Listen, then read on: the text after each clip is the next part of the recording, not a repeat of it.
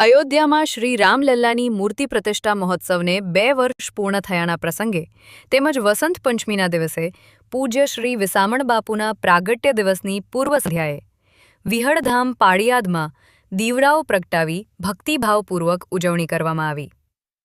તારીખ 22 જાન્યુઆરી 2026 ના રોજ અયોધ્યામાં શ્રી રામલલ્લાની મૂર્તિ પ્રતિષ્ઠા મહોત્સવને 2 વર્ષ પૂર્ણ થયાના પ્રસંગે તેમજ આવતીકાલ તારીખ 23મી જાન્યુઆરી 2026ના રોજ મહાસુદ પાંચમ વસંત પંચમીના દિવસે પૂજ્ય શ્રી વિસામણ બાપુના પ્રાગટ્ય દિવસની પૂર્વ સંધ્યાએ પરમ પૂજ્ય શ્રી રાઘવેન્દ્ર સરકાર તથા પરમ પૂજ્ય શ્રી શ્રી 1008 મહામંડલેશ્વર નિર્મળાબાના આશીર્વાદથી તેમજ પૂજ્ય શ્રી ભયલુ બાપુના માર્ગદર્શન હેઠળ પાળિયાદ પૂજ્ય શ્રી વિસામણ બાપુની જગ્યામાં દીવડાઓ પ્રગટાવી ભક્તિભાવપૂર્વક ઉજવણી કરવામાં આવી.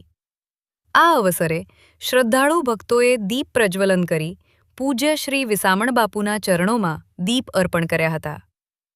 દીવડાઓની ઝળહળતી રોશનીમાં સમગ્ર પરિસર દિવ્ય અને આધ્યાત્મિક વાતાવરણથી પરિપૂર્ણ બની ગયો હતો. પૂજ્ય બાપુના ઉપદેશો અને આધ્યાત્મિક જીવન માર્ગનું સ્મરણ કરી ભક્તોએ ધર્મ અને સંસ્કૃતિ પ્રત્યેની અડગ શ્રદ્ધા વ્યક્ત કરી હતી.